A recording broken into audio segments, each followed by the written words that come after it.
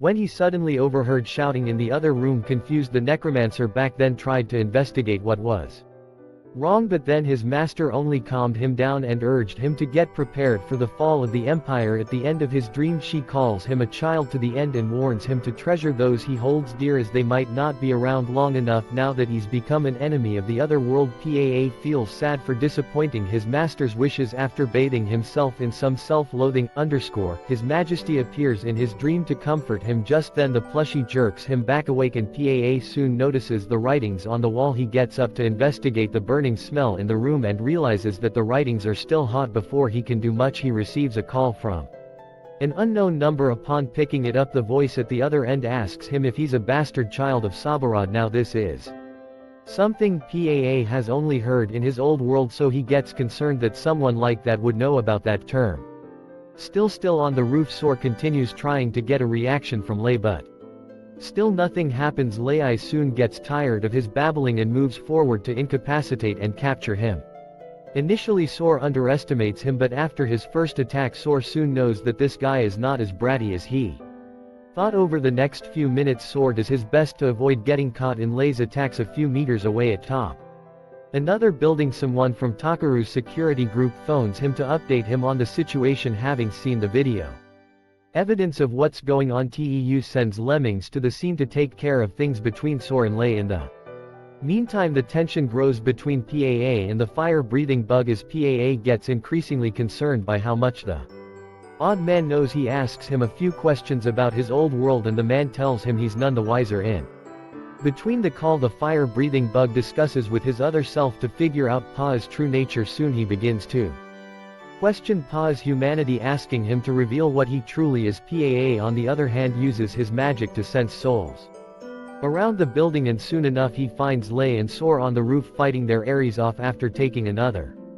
pause. Sor tries to talk himself out of trouble with Lei. Lei on the other hand stays pissed at how slow but unpredictable this fool is. Moreover, what is he doing there at the building at this time? Is he there for Paa, or does he have an ulterior motive? Well, Lei was about to find out after mentioning Hoser Roy's name. Lei notices the excitement in Sor and makes progress. Sor however commends the little boy for proving to be of use to him. He blurts out something and promises to repay Hosogi later. This makes Lei concerned as he demands Sor explain further. Sor soon realizes that he's been played for a fool, but he keeps his cool and lies through his teeth to keep his alternate story straight. Lei sees through all the and wonders if a buffoon like this can pose a threat to the Shinoyama family. After a few more snide remarks, the duo continue their fight. However, just as round 2 is about to begin, Lemmings shows up and destroys the aura in the atmosphere. Immediately Lei notices Lemmings' arrival and gets concerned about his presence there. He keeps his cool despite knowing that he's bad news and asks Sor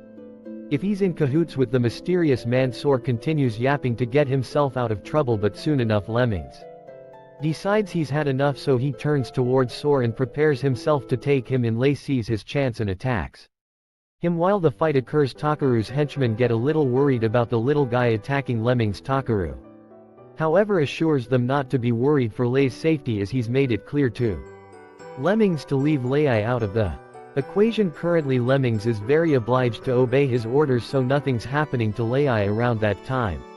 Lemmings remembers his orders and walks towards Sor to capture him. Lei feels insulted that he's ignored, so he uses every weapon at his disposal to stop Lemmings. Of course, Lemmings breaks free of Lei's attacks like they were nothing and continues advancing towards Sori, who makes a desperate attempt to escape his grasp as he continues yapping for minutes on end. Soon realizes that Sor might not be Lemmings' friend after all. After hearing enough from Sor for one night, he decides he's going to off both of them just for the sake of his sanity. As round 3 of their big battle is about to begin, Yatsu and Danja show up outside Pa's safe house and find one of the fire-breathing bug's self just standing there staring at the building. The duo calls her for a discussion and introduces themselves as members of the police force. Moving on, they ask to know what she's doing outside in the streets at 3 a.m. and the lady keeps her together. At the same time, the fire-breathing bug hangs up the phone, leaving Paa to run wild with his imagination and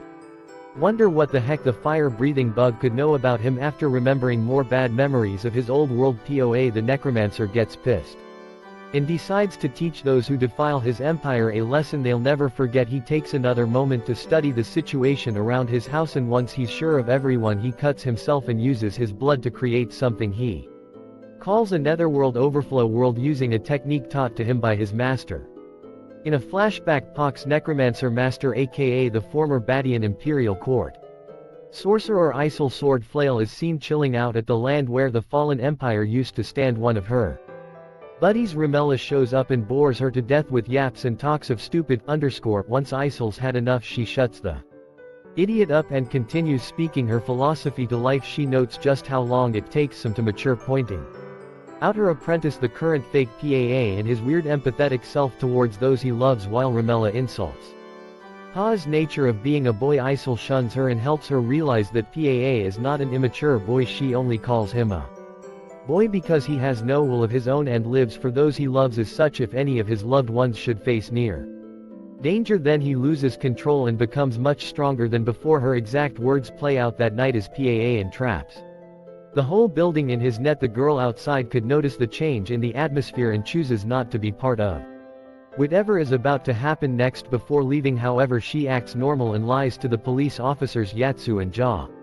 telling them that she's there searching for her lost dog with her father. Just then, the other part of the fire breathing bug, the man, shows up and plays his part nicely. When the cops ask her why she's in a raincoat, she says it's so she doesn't get dirty. Satisfied with their answer, the cops let both of them go. PAA, however, could see the foul play there. He knows the girl's true nature as he remembers her being there earlier to ask him questions about the symbol to keep his lab rats at bay. POA, the necromancer, extends the reach of his temple to cover a large part of the city.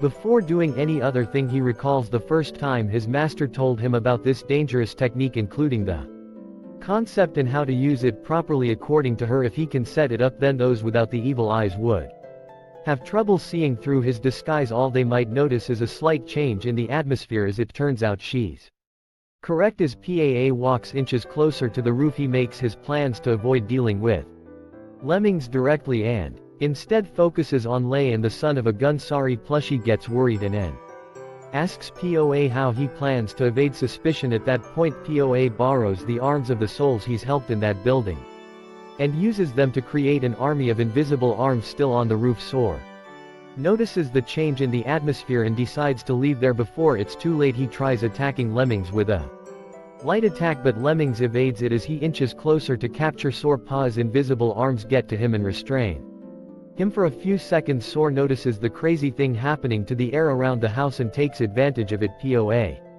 on the other hand, decides to take things a little bit more forward. He increases the reach of those invisible hands to extend high up in the sky so they can catch the bastard Sor, who's already flying high up in the sky. Yatsu and Danja see the criminal from the ground but are too stoked to call it in when strange things were happening. One of Teiko's men sent a video to his boss for analysis. Upon seeing the video, Takaro is shocked to see such a thing happening right in his city. PAA continues maintaining his mana to make sure he keeps his gimmick up. As for Sor, he soon realizes that the fire-breathing bug was using him for some misdirection to talk to the real POA. For now, though, he chooses to forgive him since he's in such a good mood as he watches Sor float his way to freedom. PAA strengthens his invisible arms and extends as many as he can outside the building to capture both Lemmings and Sor. For minutes he chases after both of them but isn't able to capture any of them in the end. After that sorry waste of time and energy, PAA feels happy to have caught one of the fire-breathing bugs. Selves the lady in